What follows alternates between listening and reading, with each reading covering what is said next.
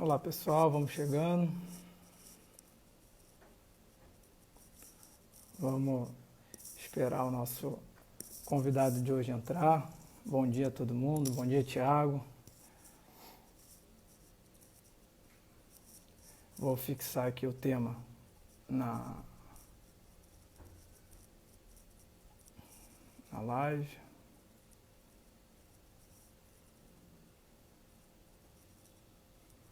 Fixando.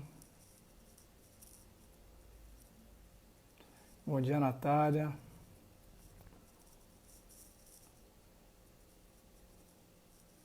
Fixei o comentário.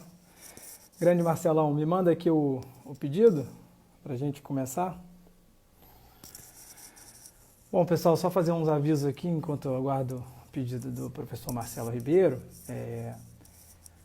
Semana que vem a gente vai ter a palestra do juiz Eduardo Costa, né? Ele é magistrado lá em São Paulo, vai falar sobre tendências contemporâneas da imparcialidade judicial. Né? E depois, na outra quarta-feira, a gente vai ter o professor Antônio do Passo Cabral, né? Abordando as estabilidades do CPC, um tema também bem relevante e que a gente vai contar aí com a participação de alguns professores, né? E depois a gente libera a programação ao longo das semanas dos próximos convidados. Já tem muita gente, já tem desembargador André Andrade aqui do Tribunal do Rio. Fala, meu irmão. Salve, Marcelão, tudo bem? Porra, meu xará, cara, parceiro. Você é um daqueles casos assim que o processo civil te dá um amigo, né? Porque assim, talvez se não fosse pelo processo, cara, a gente nunca, né, teria esse contato, a gente teria essa chance de conversar, dialogar. E, porra, cara, eu não lembro exatamente o dia que a gente se conheceu, mas eu sei que o professor Alexandre Câmara, cara, sempre falava muito bem de você. E aí, Ah, porra, quando eu te conheci, vi uma palestra lá no Sul, naquele evento do Sul, acho que foi BDP ou Congresso de Coletivização, não lembro acho agora. que foi o Congresso de Coletivização do Jobim, lá na PUC. Porra, aí eu falei, cara, o cara é gênio, pô, o cara fala bem, o sotaque baiano também ajuda pra caceta, né? Então, cara, bom demais ter você aqui. Ó, o Zé Roberto já perguntando se eu amo ele. Eu amo também você, cara. A gente não é egoísta, né, Marcelo? A gente É, não com é. certeza, Bom, figuraça. boa. Bom, te apresentar aqui, Marcelo. O professor Marcelo, para quem não conhece, é mestre e doutor pela Unesa, foi orientado pelo professor Lênin Streck, né? É pós-doutor pela PUC do Rio Grande do Sul, né? Foi com o professor Ingo, né? Ingo Salé, né? Marcelo é uma referência, tem um manual de processo civil que eu reputo um dos melhores do Brasil. Ele é didático, bem Obrigado, fácil Marcelo. de ler. Inclusive, acho que você conseguiu um desconto hoje para promoção aí, né? Para quem quiser. Vamos deixar para dar esse recado mais para frente, que as pessoas estão chegando, para a gente poder otimizar todo mundo que for entrando. Mas, Marcelão, o nosso tema de hoje, cara, é normas fundamentais do CPC. Na verdade, levando a sério as normas fundamentais do CPC. Eu fixei aqui normas fundamentais porque ficava muito grande aqui Claro. na live, né? E antes da gente entrar nas provocações, assim, no nosso diálogo, eu queria que você falasse um pouquinho dessa opção do código, dessa ideologia do código de colocar logo num capítulo, vamos chamar assim, de abertura, as normas fundamentais, muitas das normas que já eram previstas na Constituição. Né? Então, parece que o legislador quis tingir aí com verniz constitucional, né, as normas infraconstitucionais, mas muito já estava lá, quando ele fala, por exemplo, que cabe arbitragem. Porra, é óbvio, a arbitragem tem uma Uhum. lei específica.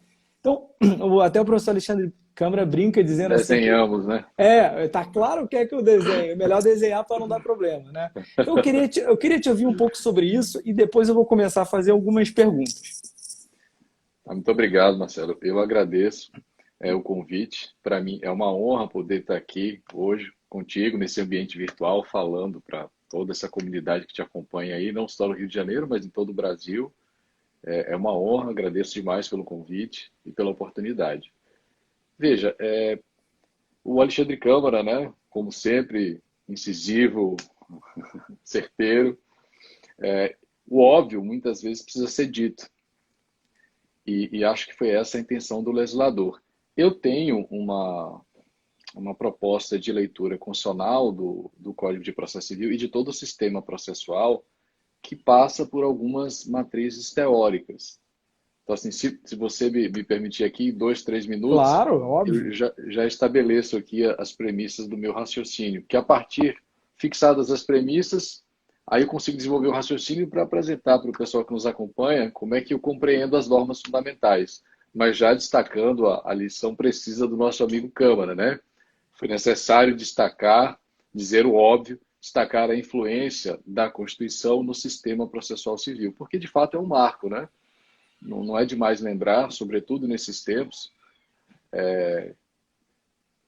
que a gente tem ali o primeiro Código Democrático da história do Brasil, né? Você considerar lá 39 e 73, códigos aprovados no regime de exceção, de 73 na ditadura militar, códigos que eram compreendidos por um paradigma filosófico que hoje me parece superado, que era do positivismo, ainda que ele seja um positivismo normativo, mas que apostava na discricionariedade, enfim. O CPC, os códigos anteriores foram concebidos no regime de exceção, fazendo referência aqui ao CPC 73, um código aprovado na ditadura militar, que procurava dialogar, e você imagina, com o Código Civil de 1916, onde a mulher era considerada relativamente incapaz, você vê o descompasso disso. E tudo isso, de início, compreendido a partir de um paradigma filosófico, positivista, que hoje é francamente incompatível com o Estado democrático de direito. Porque a gente tem um marco, é a Constituição de 1988. Então, o CPC 73 foi tantas vezes atualizado, e aí eu vou evocar aqui uma lição do nosso querido ministro Fux, o CPC 73 foi tantas vezes atualizado e emendado para tentar retomar o diálogo do processo civil com a faticidade, com a democracia, que a gente chegou no limite. E o ministro, em mais de uma ocasião, nos disse que o CPC 73, sem prejuízo de todo esse esforço, já caminhava passos largos para a inconstitucionalidade, né?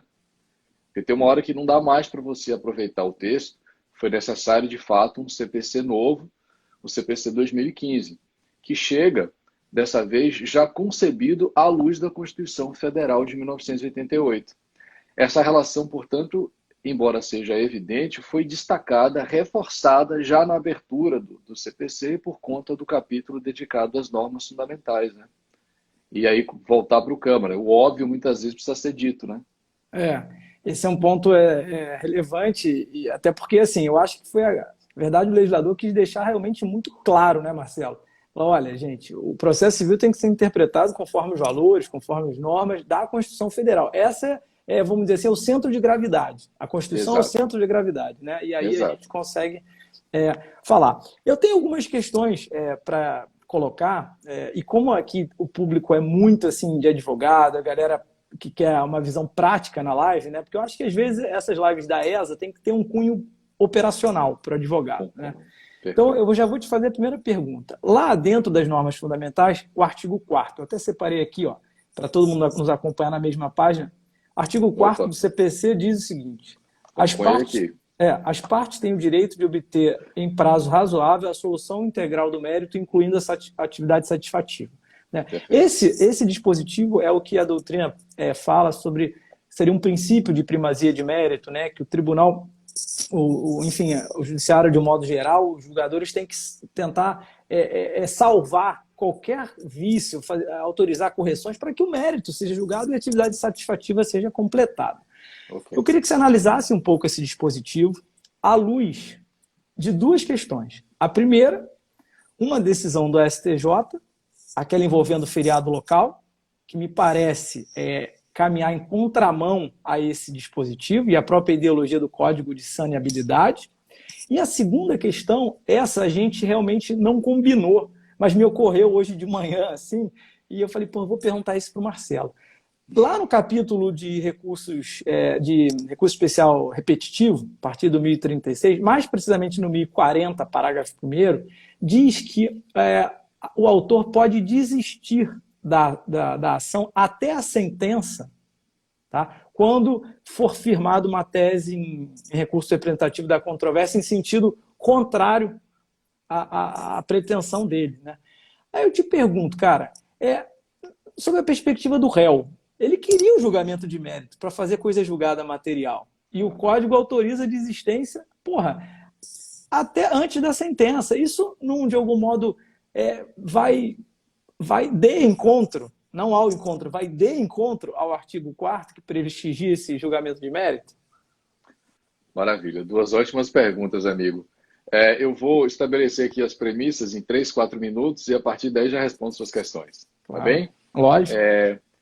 Veja, a proposta, inclusive o tema da live, né, levando a sério as normas fundamentais do CPC, é uma provocação que faço para evocar uma das minhas matrizes teóricas, né, estudadas na construção da tese de doutorado, o Ronald Dworkin, né, Takes the Right Serious, levando os direitos a sério. Daí o tema da live ser levando as normas fundamentais a sério. E aí, quais são as premissas que eu queria estabelecer? A primeira delas é de que a leitura constitucional do sistema processual passa por pelo menos 3 vetores hermenêuticos: coerência, integridade e estabilidade. Qualquer manual vai nos informar isso, né? Que o sistema processual, o CPC 2015, o artigo 4º, primazia do mérito, todo esse arcabouço tem que ser lido a partir da Constituição. Mas quais são os efeitos práticos desse discurso, né? Como é que, de fato, você pode compreender o CPC partindo da Constituição? O que é que muda? Muda muita coisa. É como se a gente fosse ler o CPC com lentes. Esses vetores hermenêuticos, eles orientam a interpretação de todo o código. E aí, eu queria primeiro estabelecer que a coerência, já que mencionei esses 3 vetores, a coerência, ela está ligada à isonomia material. Por quê? Porque o nosso Estado democrático de direito propôs tratar o desigual na medida de suas desigualdades. Então, como o nosso Estado democrático de direito propôs isonomia material, propôs considerar a peculiaridade do caso para, a partir daí, entregar uma resposta processual que seja, né, fidedigna, que considere a faticidade, que olhe para o caso específico e que, portanto, seja constitucionalmente adequada. Porque o nosso Estado propôs essa isonomia material, o vetor da coerência se liga à isonomia para dizer a decisão será coerente quando considerar a faticidade do caso. A gente já tem uma experiência do código anterior que não deu certo nesse ponto. Né? Se entregar uma resposta única sem considerar a faticidade, muitas vezes é promover injustiça. Olha o que acontece, por exemplo, com gratuidade da justiça. Não é? Claro. Não dá para, por exemplo, presumir, imagine, não dá para presumir que todo advogado, porque é advogado, tem condições de pagar as custas processuais e não pode ser agraciado com benefício. Sim. Percebe? Então, você tem que dialogar com o caso concreto para promover justiça. Então, a isonomia material está associada a esse primeiro vetor da coerência. A integridade, na obra do Ronald Dworkin, está associada aos princípios. E aí, veja, os princípios são percebidos, por isso, a relação com o princípio da primazia do julgamento do mérito, a integridade ela está associada aos princípios, que aqui passam a ser compreendidos como um padrão ético de conduta, ainda que com alguma referência moral. É um padrão que a gente deve observar, né? Por quê? Porque esse padrão ele é construído democraticamente no espaço público. Então, muitas vezes, embora eu não concorde com o padrão estabelecido, devo me submeter a este padrão, é o preço que a gente paga para viver em democracia. Perfeito. Então, veja que princípios como contraditório, fundamentação, não é? Primazia do mérito, cooperação, todo esse arcabouço normativo que, de início, ele é mais vago, é introduzido no código para que você tenha condição de dialogar com um caso concreto, porque só com a regra a gente não consegue fazer isso. Olha o que aconteceu com a taxatividade mitigada. Você colocar um rol taxativo e dizer por meio de regras, são só essas as hipóteses, não funciona, porque a vida se renova sempre. Sempre haverá um caso novo que não foi previsto pela regra. E aí como é que você promove justiça no caso concreto quando a peculiaridade aparecer? Atento a isso é que a gente no CPC passou a investir não só em regras, mas em muitos princípios. E muitas, não todas, mas muitas das normas fundamentais são apresentadas por meio de princípios, esses termos mais vagos. Percebe? Agora, eu não posso olhar para esse termo vago, para um princípio, né? E aí vai razoabilidade, adequação, proporcionalidade e tantos outros. Eu não posso olhar para esse princípio, esse termo vago, achando que ali cabe o mundo. Não. Porque usando essa lente constitucional da integridade, eu passo a compreender os princípios como um padrão ético. O sentido do que é adequado, razoável, proporcional, primazia do mérito, cooperação, né? o sentido desses termos vagos acaba sendo aos poucos delimitado no espaço público, e aí a advocacia tem um papel fundamental, porque a gente leva essas questões ao judiciário, né? Construímos teses. Então, os sentidos acabam sendo delimitados no espaço público, gradativamente, pelo que nós chamamos de tradição jurídica. É um exemplo clássico, né? Podia citar vários outros, mas bem de família. O que a gente considera bem de família? Quer dizer, não tem um rol taxativo, porque os bens vão sendo alterados, né? Qual é a dimensão que você tem para a dignidade da pessoa humana ou para o mínimo existencial? Outro exemplo prático, Marcelo, é como é que você exerce o contraditório como influência nos tribunais superiores. Antes da pandemia era de um jeito, hoje é de outro. Você vai contextualizando, delimitando no espaço público. E isso é feito não por um juiz, por um desembargador, por um ministro, por um advogado, por um autor. É gradativo, mas a regra do jogo é construída sobre muitos olhares. Então a gente tem aí coerência e integridade. E você vê até, Marcelo, que os próprios conceitos jurídicos indeterminados do código, né, deixam essa tessitura mais aberta. A gente, duração razoável. O que é razoável? O que é razoável? Né? Perfeito. Aquela da tutela de evidência do 311 fala abuso, não botar dúvida razoável. O que é dúvida razoável? Botar dúvida razoável. Quando a contestação não tiver aptidão para gerar dúvida razoável sobre as alegações do autor. O que é dúvida razoável? Né? Exatamente. Então, aí a gente vê que os princípios, eles são evocados pelo CPC 2015, muitas vezes por meio das normas fundamentais, esses termos mais vagos, não é para ampliar a discricionariedade, Marcelo. Não, é o contrário, é para reduzir a margem de discricionariedade, porque a margem, os limites do que é adequado, razoável, proporcional, tá, são delimitados no espaço público democraticamente. Leva um pouquinho mais de tempo, mas é também o preço que a gente paga para assegurar a produção democrática do direito, o que vai nos levar ao terceiro e último vetor, a estabilidade. E veja que o artigo 926 já trata disso, os tribunais têm o dever de assegurar não só a coerência e a integridade, mas a estabilidade das suas decisões. Porque isso é uma condição de possibilidade para que a gente tenha segurança jurídica. Não é? Eu não chamo mais o CPC 2015 de novo CPC. Pelo amor de Deus. A gente podia criar uma hashtag, né? CPC 2015, só pelo amor de Deus. Não, né? E quando você vê em petição, assim, quando falam do novo Código Civil ainda, o novo Código Civil de 2002, cara, é uma loucura. Deve ser um código Peter Pan, velho. Às vezes eu pego umas petições assim, aí parece assim, esse é o entendimento consolidado do tribunal conforme se verifica de recente julgado, aí 1997, embargos infringentes. Não é? Ó, veja lá, a coerência, integridade e estabilidade. Esse terceiro e último vetor já me permite criticar o posicionamento do STJ acerca do feriado local para a interposição do recurso especial. E aí vai para segunda-feira de carnaval. Uma loucura isso. Né? Com certeza. Inclusive, no próprio STJ, você tem ministros dizendo a gente precisa rever esta matéria. Vamos combinar, né? Tudo bem. A comprovação de feriado local tem que ser feita logo no juízo acordo durante a interposição. Então, vai alegar isso já no STJ. Mas, na minha humilde opinião, penso que a decisão recente do STJ sobre a comprovação do feriado local, e aí especificamente a segunda-feira de carnaval, não foi uma boa decisão. Há resistência, inclusive, no próprio STJ para que a matéria seja pautada para julgamento novamente. Fez mais mal do que bem, na minha humilde opinião, né?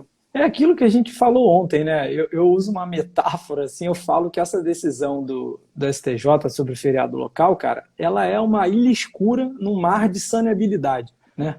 Porque, assim, se você analisar o código, todo o código, do início ao fim, a gente tem dispositivos, né? Primazia de mérito, que a gente está falando no artigo 4º, artigo 317, artigo 139, lá inciso 9º, 10º, 932, parágrafo único, 1029, parágrafo 3º. Cara, é uma abundância de dispositivos que buscam prestigiar isso, né? E eu concordo com você que quando o STJ decide isso do feriado local, ele faz, aliás, em contrário ao que o próprio STJ já vinha admitindo no CPC de 73, na vigência de um código cuja ideologia não era tão forte pela primazia do mérito. Atual pela primazia do mérito. Exato. O que vai colocar para a gente, por isso que eu abri aqui a nossa live com essa consideração, né, sobre a coerência, a integridade e a estabilidade das decisões. Percebe? Porque Sem essa estabilidade, sobretudo dos tribunais superiores, a gente não tem segurança jurídica. Isso é um ponto super importante, né? Mas um outro ponto para o qual eu gostaria de chamar a atenção do pessoal que nos acompanha aqui pela ESA. Veja que não adianta a gente alterar a regra do jogo democraticamente, não adianta a gente ter um novo CPC se o intérprete não partir da Constituição, olhar para o CPC com um viés anterior, compatível com o CPC 73, ou para simplificar, como diz o meu querido amigo Lênio Streck. Se você olha para o novo com olhos antigos, o que é novo fica velho. Fica velho. Então não adianta a gente desenhar na abertura do código, por meio das normas fundamentais, a influência da Constituição no sistema processual, se o intérprete não tiver também atualizado a sua hermenêutica jurídica. Se ele continuar a enxergar o CPC 2015 partindo de um paradigma filosófico que é anterior à Constituição de 88, que é positivista e que aposta na discricionariedade no ativismo judicial. Se for assim, você pode ter um artigo do Código dizendo vai para a direita. Exemplo, embargos declaratórios podem atacar qualquer decisão judicial. É uma regra aprovada democraticamente pelo Congresso. Mas se você não atualiza o seu paradigma filosófico para compreender o CPC partindo da Constituição, respeitando as regras do jogo e a produção democrática do direito, sabe o que você diz? Está escrito assim, mas eu penso diferente. Está escrito assim, mas eu não sou o juiz boca da lei. Eu não vou aplicar a lei com literalidade, que é outro tema que a gente vai debater aqui, né? Não vou aplicar a lei com literalidade porque isso não promove justiça. Eu vou buscar corrigir a legislação por meio dos valores ou por meio da minha moral. E isso, meu caro, é antidemocrático. Por quê? Porque cada um tem a sua perspectiva moral. Aí eu sempre deixo uma pergunta, o Lênio também evoca muito isso. Se a moral, ainda que individual, corrige o direito, quem corrige essa moral? A consequência prática disso, para quem está advogando, é o seguinte: a gente já está enfrentando a construção e a consolidação de uma nova jurisprudência defensiva, que muitas vezes desrespeita claramente o que está escrito no Código. E se você pega os votos, com todo respeito aos ministros, que não chegaram lá por acaso, né, têm notável saber jurídico, são brilhantes, mas eu acho que todos nós cometemos alguns equívocos. Mas se você olhar a jurisprudência do STJ, a jurisprudência recente, né, que enfrenta hoje o CPC 2015, o tempo que levou para chegar lá, a gente está tendo a construção dessa jurisprudência. E há uma jurisprudência defensiva que muitas vezes cria obstáculo sem qualquer previsão legal. E outras vezes cria um obstáculo contrariando a previsão legal. Não, por isso que eu digo que não adianta atualizar o texto se quem interpreta parte de um paradigma que é antidemocrático. Aí não vai funcionar. E como o professor Alexandre Câmara fala, né, tem muitos dispositivos do código que vieram do CPC de 73, nada foi alterado em termos de texto, mas o que ele fala é o mesmo texto sobre outro contexto, né? Essa é a primeira premissa. Não dá para você ver o código CPC 15 com lentes retrospectivas, né, daquela imagem, né, do CPC de 73. E quando você fala dos embargos de declaração, Marcelo, eu me lembro de duas questões. Você falou muito bem agora. O código é claro, cabe embargo de declarações contra qualquer decisão.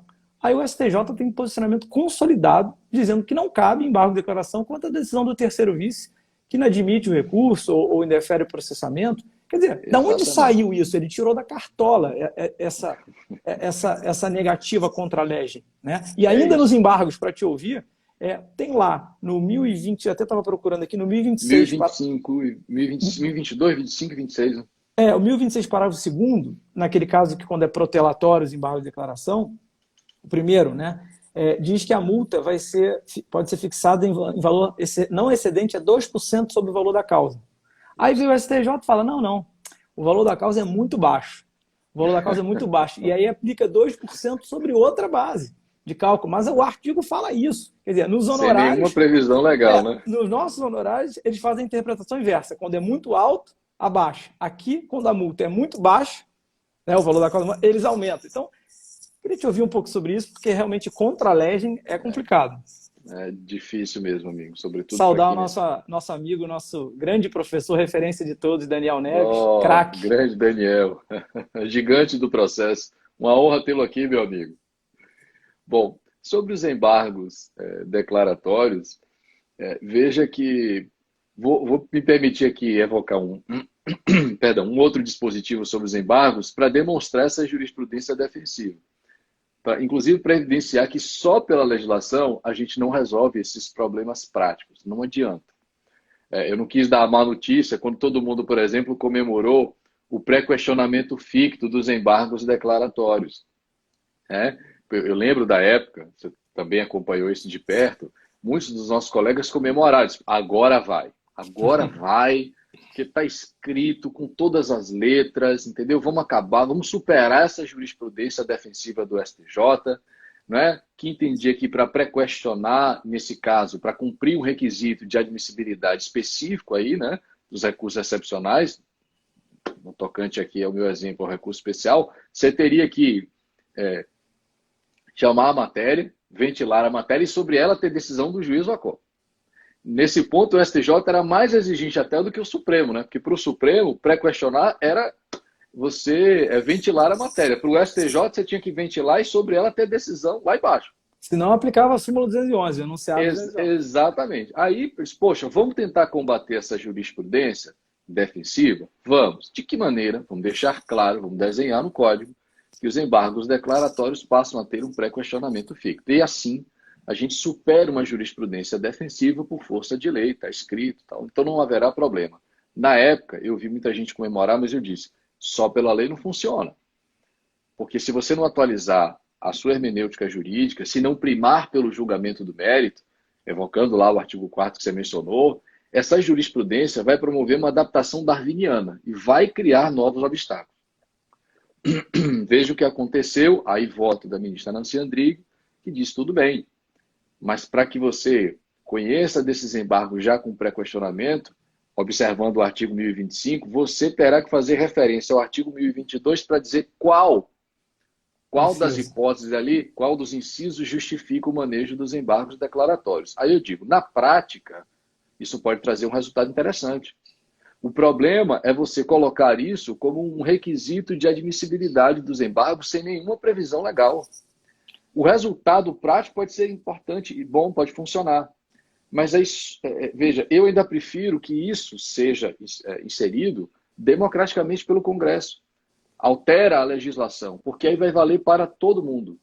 Não vai valer segundo o entendimento de um ministro, que alguns tribunais aplicam, outros não aplicam. Isso quebra a segurança jurídica, é ruim para todo mundo. Então não adianta atualizar o texto, a jurisprudência se adapta.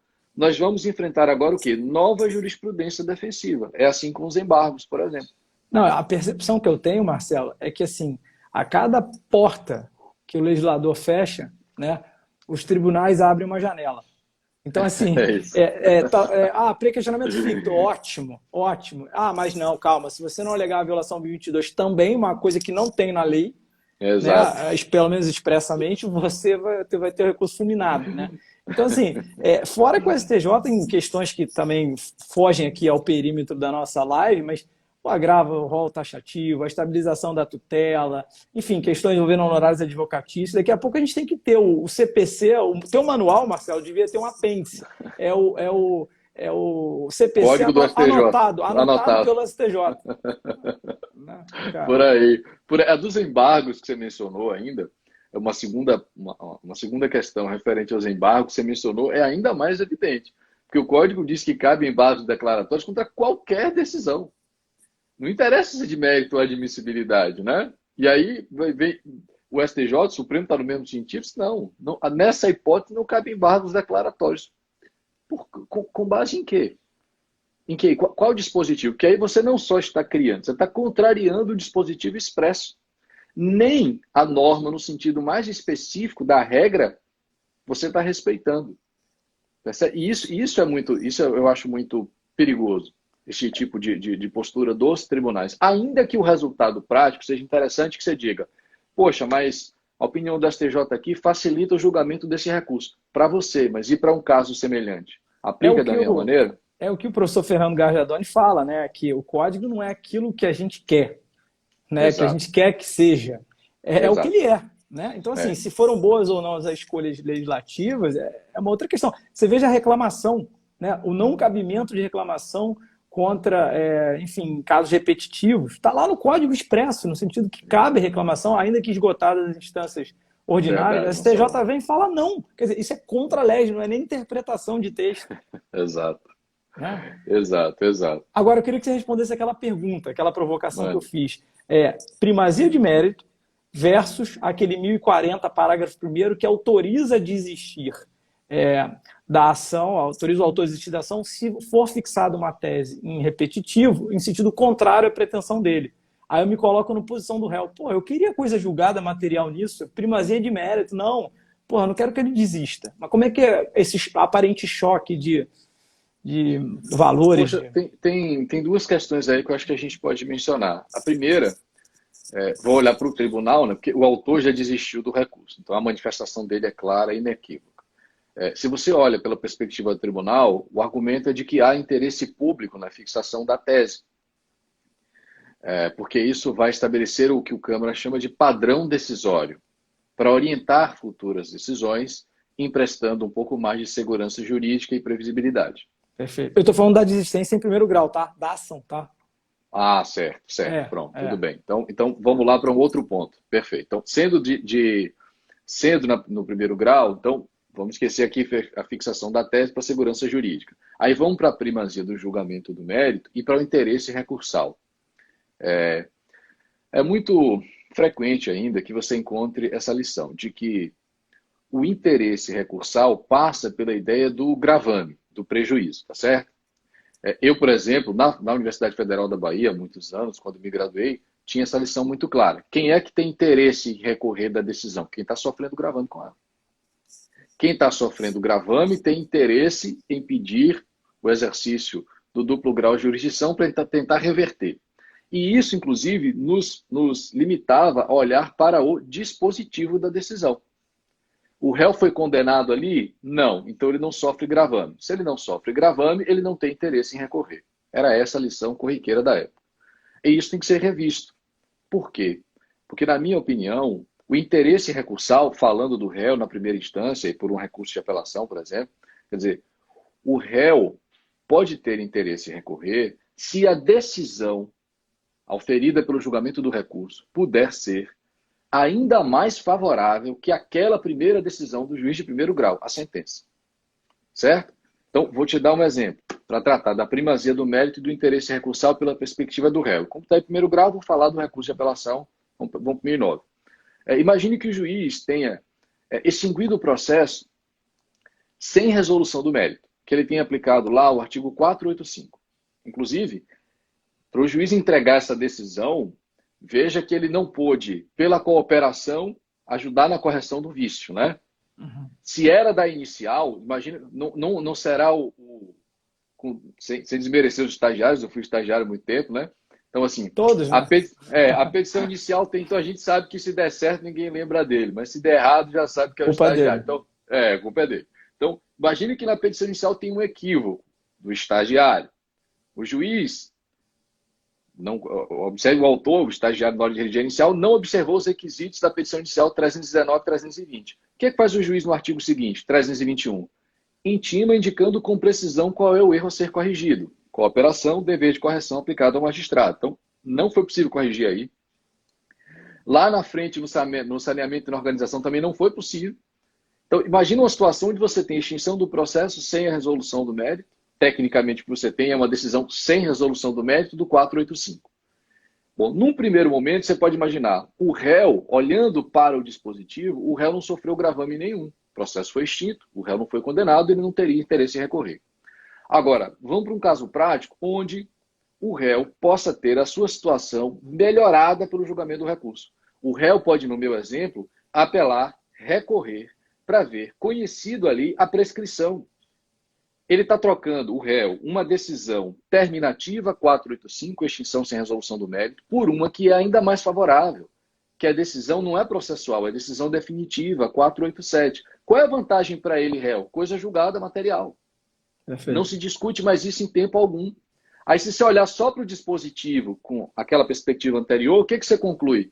Eu não vou conhecer do recurso do réu porque ele não tem interesse em recorrer. Por quê? Porque ele não foi condenado, não sofreu gravame. Se você olhar com uma perspectiva mais atual, que é o que eu estou propondo, você vai dizer que o réu tem interesse em recorrer. Porque, embora ele não tenha sofrido gravame, a situação dele pode ser melhorada pelo julgamento do recurso. E no último ponto, isso vai lhe permitir olhar não só para o dispositivo, mas também para a fundamentação. E eu acho que esse raciocínio também dialoga um pouco melhor com algumas hipóteses do processo coletivo. Você pega ação civil pública e ação popular. Segundo o eventum litis, onde o indivíduo pode, imagine, o processo é extinto, e aí imagine, por falta de prova. Beleza. Se você olhar para o dispositivo, o gestor público, por exemplo, ele não foi condenado. Então ele não teria interesse em recorrer. Pelo dispositivo, não. Mas ele pode recorrer para alterar a fundamentação da decisão. Porque se for pela inexistência do fato, não houve ato ilícito, faz coisa julgada formal e material, ele não responde novamente. Então, eu acho que com uma visão um pouquinho mais ampla de interesse recursal, você explica melhor essas hipóteses, essas situações práticas, Marcelo. Muito interessante essa questão, porque quando a gente lê lá o 1040, parágrafo 1º, que diz que a parte pode desistir, né, até a sentença, quando houver a fixação de tese em repetitivo, no sentido contrário à pretensão dele, o parágrafo 3º diz que essa desistência independe do ok do réu, como Isso. é no procedimento, vamos dizer assim, na regra comum, que seria até oferecimento da contestação. Aí essa leitura que você fez é muito interessante, porque se a gente interpreta essa regra dizendo, olha, ele pode desistir, ok, mas não diz que o réu não pode apelar contra Exato. uma eventual extinção se ele mostrar, no caso concreto, até a luz de boa-fé, a primazia de mérito, porque ele quer que faça a coisa julgada material. O réu, inclusive, aí também não diz que o réu não deve ser ouvido hora nenhuma. Claro que ele deve ser ouvido. Claro, sim, porque ele pode ter interesse em levar o processo adiante para trocar uma decisão terminativa por uma de improcedência do pedido. Tá, maravilha. Passando para uma segunda questão, vamos falar agora do artigo 8º, tá? do CPC.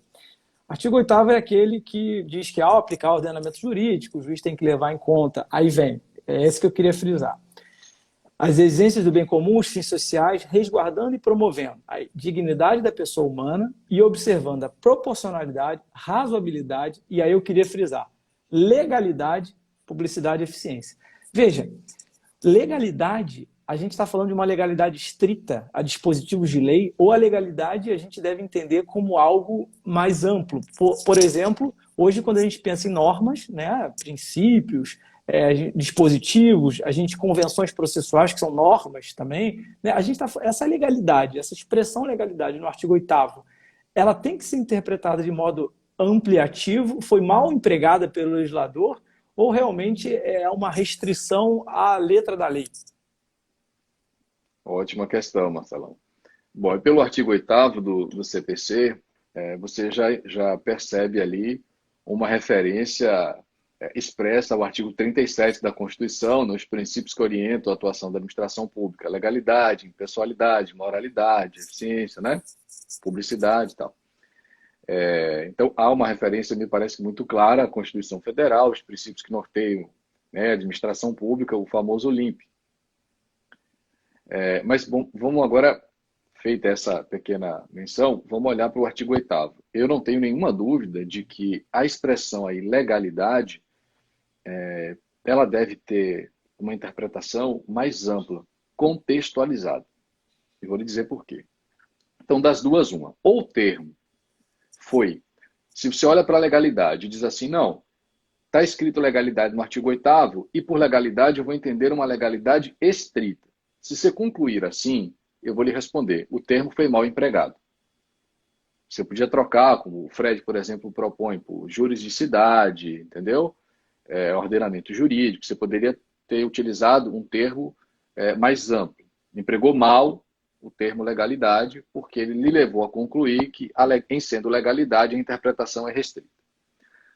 Uma segunda maneira de observar o artigo 8º, que é a que eu proponho, é compreender a legalidade no CPC 2015, mas dentro do contexto do CPC 2015. É olhar para o artigo 8º fazendo uma interpretação sistemática. Dessa segunda forma, você vai concluir que a legalidade tem que ser interpretada no sentido mais amplo e não restrito. O próprio Código faz isso, Marcelo, em diversos momentos. Mas são tantos os artigos que não dá nem para enumerar. O CPC 73, em diversos momentos, falava da legalidade estrita ou da lei. E o CPC 2015, tratando do mesmo tema, trocou. Exemplo, Ministério Público. No CPC 73, o que é que diz o legislador? O Ministério Público é o fiscal de quê? Da lei. O que é que diz o CPC 2015? Ele é fiscal de quê hoje? Da ordem Na ordem jurídica. jurídica. Em diversos momentos, o CPC 2015, eu acho que contextualizou e, por conta disso, ampliou, trocando o que era a legalidade no CPC 73 por ordenamento jurídico, sistema jurídico, normas O processuais. próprio 966, parágrafo 5º da rescisória, cabe rescisória contra norma jurídica, inclui até os princípios. Exatamente, exatamente. Então eu acho que é isso, né? Você teria pelo menos duas possibilidades, uma interpretação mais restrita, e se for isto, o termo, na minha opinião, é mal empregado, ou uma segunda possibilidade, compreendê-lo dentro de todo o sistema processual. E o Código já lhe dá várias dicas de que o que era considerado legalidade estrita hoje foi ampliado. Você mencionou muito bem o 966 lá, o inciso 5º da ação rescisória. Eu mencionei aqui o Ministério Público, há diversos outros dispositivos que fazem isso. Trocam o que era legalidade por ordenamento jurídico, norma, etc. Então, eu prefiro essa segunda opção. Outro ponto que eu acho que é super importante aí. Veja que se você promove uma interpretação ampla do que é legalidade, e aí eu já me permito falar de norma como gênero, do qual regras e princípios são espécies. O nosso sistema processual é construído por meio disso aí, de normas processuais, regras e princípios. Você pode inserir conceito jurídico determinado, cláusula geral, mas não é só a regra específica. E não pode ser, porque a gente já viu no início da live que só com a regra você não resolve a especificidade do caso, não promove justiça. Então você tem termos mais vagos. Eu estou considerando aqui, para responder a tua pergunta, a norma como gênero, do qual regras e princípios são espécies. Então, onde tem legalidade, eu vejo norma no sentido mais amplo. Certo? Então, inclusive, me permita fazer uma crítica ao artigo 1º do Código de Processo Civil. Uma crítica. Aí tem fins mais acadêmicos e como a proposta é mais prática, eu não vou me alongar muito. Mas o artigo 1º diz que o código tem que ser interpretado, compreendido e aplicado segundo os valores e as normas fundamentais da Constituição. Na minha opinião, com base na crítica hermenêutica do direito, aí uma terceira vez vou evocar as lições do meu amigo Léo Streck, aqui o termo foi mal empregado. Ele, inclusive, publicou recentemente a segunda edição do dicionário dele, né, de hermenêutica, e um dos verbetes, eram 40, agora são 50, um dos verbetes é valores, que é o mais extenso que tem, porque há uma dúvida na comunidade jurídica do que sejam valores. E aí aparece logo no artigo 1º do CPC. Eu acho que ali houve uma impropriedade técnica, na minha opinião, porque valores não são percepções morais, né, que a gente pode utilizar para, a partir dessa percepção moral individual, desse valor, interpretar o código e, eventualmente, corrigir o que eu acho que não é legal. Aí a gente recai na lição do Gajardoni. A gente tem que aplicar o código aprovado, e não o código que a gente gostaria que fosse aprovado. E os valores não podem ser evocados, valores como percepções individuais, morais, para corrigir um direito democraticamente aprovado. Então, eu acho que ali houve uma propriedade técnica. É o que o próprio Lênio fala, né? Hoje em dia, cumprir a lei virou um ato, né, de resistência. Revolucionário. Cumprir a lei é um ato. Mas sabe por que isso, Marcelão? Porque é contextualizar o discurso, inclusive para compreender o que é legalidade aí.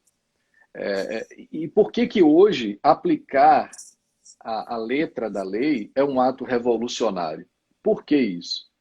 É por conta do paradigma filosófico, com repercussões práticas. Veja, se eu interpreto, vamos comparar aqui dois paradigmas. O código anterior, CPC 73, um paradigma positivista, que aposta na discricionariedade. Naquela época, essas lições eram muito importantes, por quê? Porque o CPC 73, não estou falando depois das inúmeras reformas, mas né, o original lá, ele não dialogava com o caso. Olha para a exposição de motivos que você vai ver isso, né? Na exposição de motivos está dito que o processo civil não tem que se preocupar com questões sociais, não, que é uma matéria técnica. Isso aí fica a cargo de outras áreas da ciência, sociologia, antropologia, não é conosco. Está dito isso. Então, naquela época, aplicar a letra da lei não ia promover justiça. Por quê?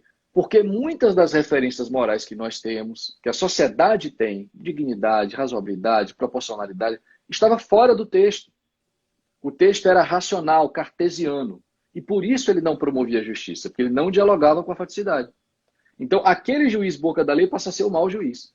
Nessa época, onde a faticidade está fora do direito, qual é o bom juiz? É o juiz dos princípios. Esse antecipa a dignidade da pessoa humana, a razoabilidade, a proporcionalidade, percebe? Claro. E vai aos poucos corrigindo ou atualizando o texto. Então, nessa época, você diz, o juiz boca da lei não é o bom juiz é o juiz dos princípios. Esse é o juiz constitucional. Esse discurso está defasado. Por que está defasado? Porque na Constituição de 1988, essas referências morais foram debatidas e boa parte dessas referências foi absorvida pelo texto constitucional. Olha para o artigo 5º dos direitos fundamentais. Já não cabe mais discutir. Por exemplo, liberdade... imagine, o Estado não pode ser laico e ter religião oficial. Não dá para colocar tudo ali. Percebe? O Estado é laico, então não tem religião oficial. Nós fizemos escolhas naquele momento, que eu tenho que respeitar. Então, hoje, quando você aplica a letra da lei, você não aplica um procedimento técnico cartesiano que não dialoga com o caso concreto.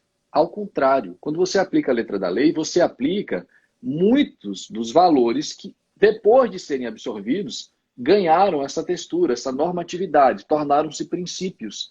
Muitos deles hoje aparecem como direitos fundamentais. Então, aplicar a letra da lei hoje é aplicar a dignidade da pessoa humana, a razoabilidade, a proporcionalidade, a adequação, é promover justiça. Porque hoje, essas referências morais que muitos evocam aqui, foram positivadas, são direitos fundamentais, já estão no texto. Então é completamente diferente o discurso. Não cabe mais. Por isso que aplicar a letra da lei hoje é um ato revolucionário. Às vezes, a interpretação literal é a melhor que tem, cara. É a que salva. É exemplo disso. Interpreta com literalidade o que está escrito sobre embargos declaratórios e você afasta a jurisprudência defensiva. Aplica com literalidade o 489, parágrafo 1º, que você faz cessar uma série de violações ao contraditório para a defesa. Então, às vezes, a letra da lei é a que salva, porque hoje a lei dialoga com o caso. O que me preocupa nesse ponto, Marcelo, é que muitas vezes, invocando esses valores, né, ou princípios, como a gente quer que chame, de proporcionalidade, razoabilidade, às vezes os tribunais vêm indo contra a lei. Então, eu vou te dar um exemplo. Penhora de salário. Está no código. Nossa. A exceção, enfim, acima de 50 salário, valor referente a 50 salários é penhorável, mas antes não, né? Até 50 não. Tem decisão do STJ dizendo que é possível a penhora de percentual sobre o salário, porque não é digno, que eu até acho, tá? Eu até concordo, entenda, com pano de fundo, que não é razoável. O cara que está devendo ganha 30 mil por mês, então ele não pode ser penhorado, e o outro que tem uma dívida de 2 mil, precisa do dinheiro, tem que ficar sem receber. Mas essa não foi a escolha do Código. É isso. A escolha do Código foi a exceção de prestações alimentares, né? Ter a impenhorabilidade do salário até 50 salários.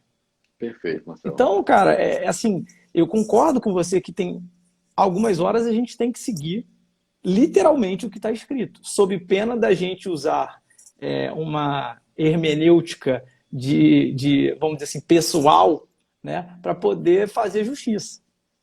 É isso, é exatamente isso. Você mencionou aí a ação rescisória, né? É um tema interessantíssimo, porque você trocou lá a possibilidade de rescisória para uma decisão que contraria não expresso o texto de lei, mas norma.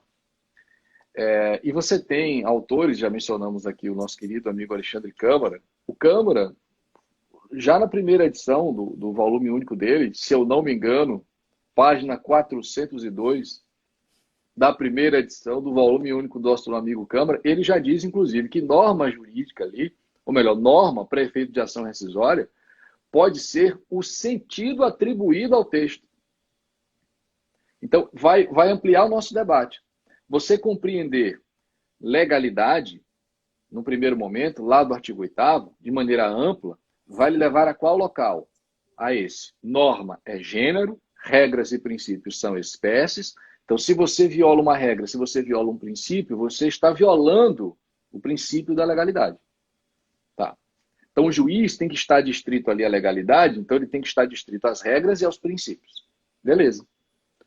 O código afasta a legalidade estrita, inclusive em outros momentos, que a gente comentou jurisdição voluntária. Porque aí o legislador diz, o juiz não está vinculado à estrita legalidade.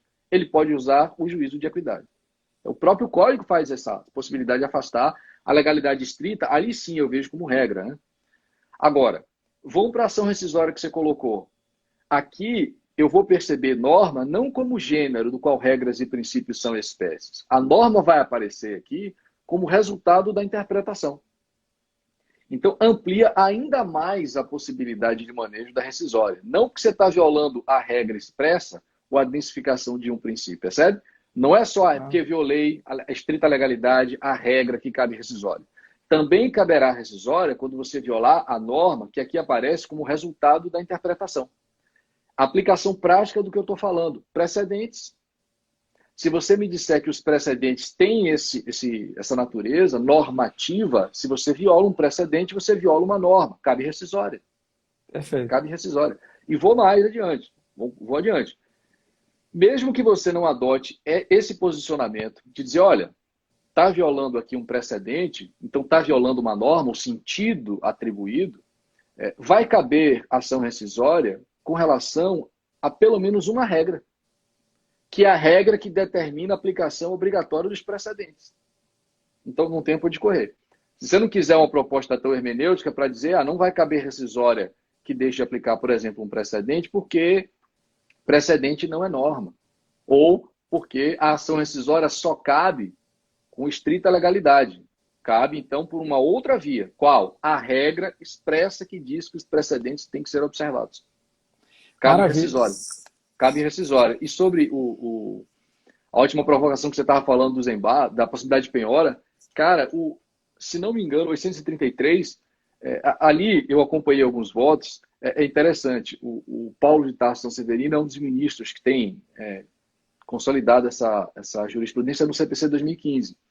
Que no CPC anterior, o STJ já vinha admitindo a possibilidade de penhora fora das hipóteses legais. Já vinha admitindo isso. E aí vem o CPC 2015 e olha como você vai conduzindo a interpretação, né?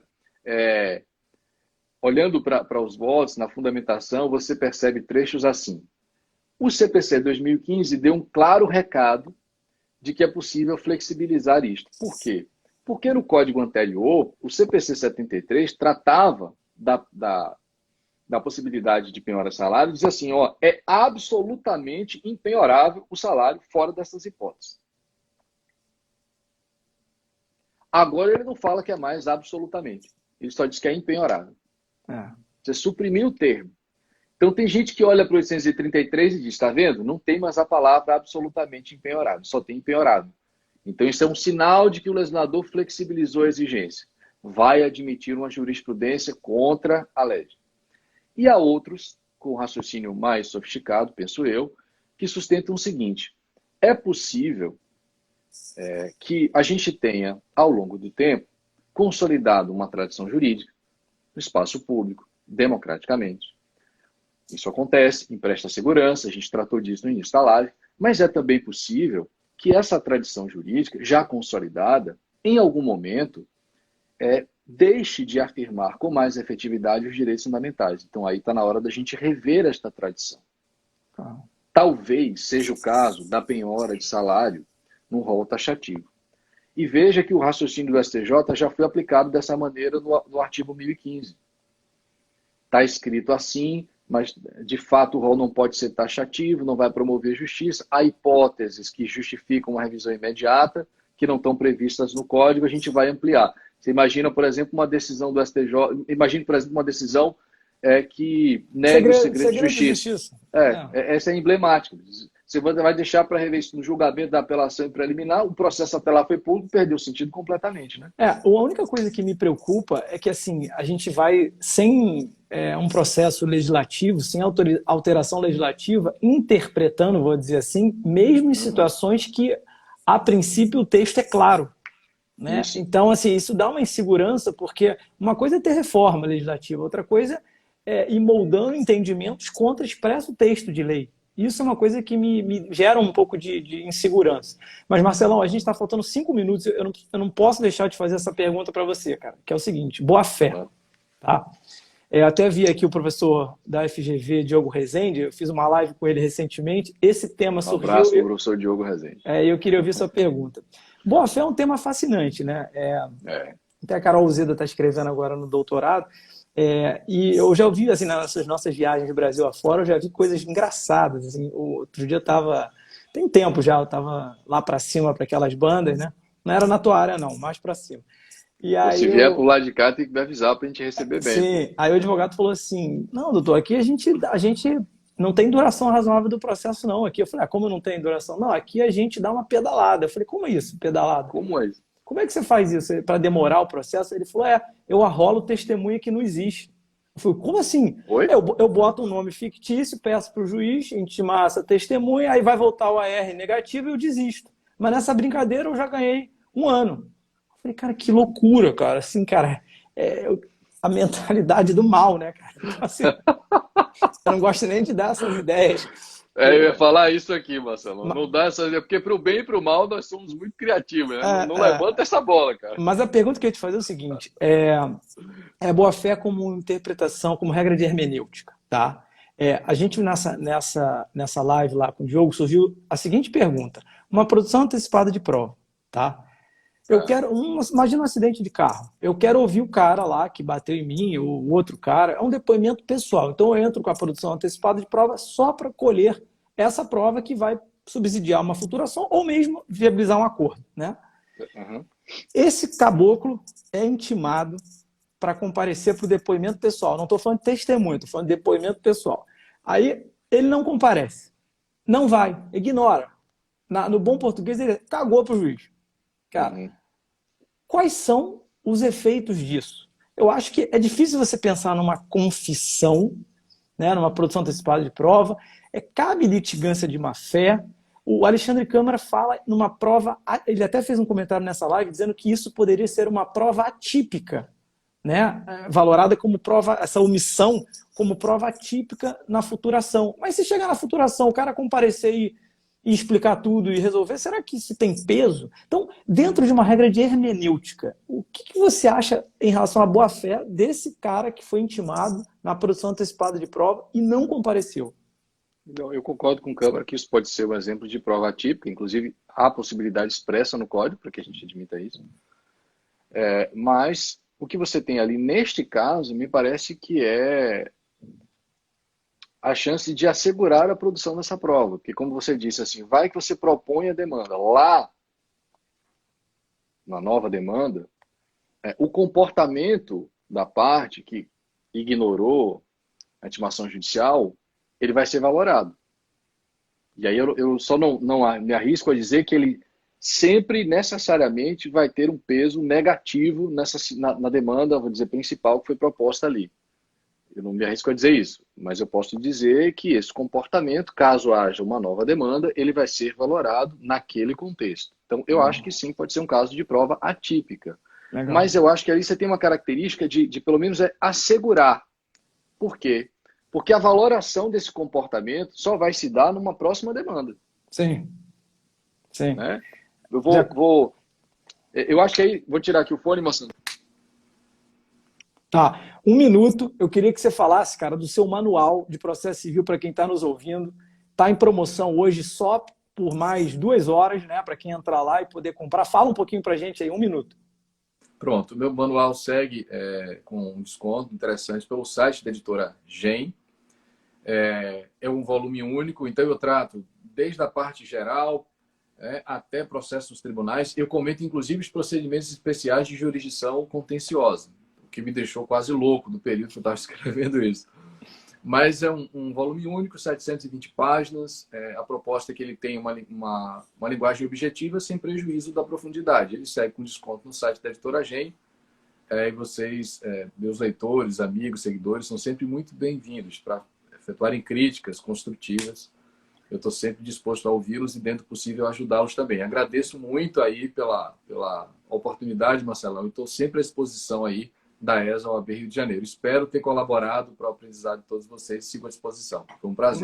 Maravilha, amigo. Saudar todo mundo aqui que dando parabéns. A Natália, que é a nossa coordenadora adjunta de processo. A minha esposa, Fabiana Cardinot, que também está me dando essa honra de estar participando da live. E a você, Minha esposa subiu aqui também. sigam o Marcelo Ribeiro no Instagram dele. Gente, se cuidem, fiquem em casa.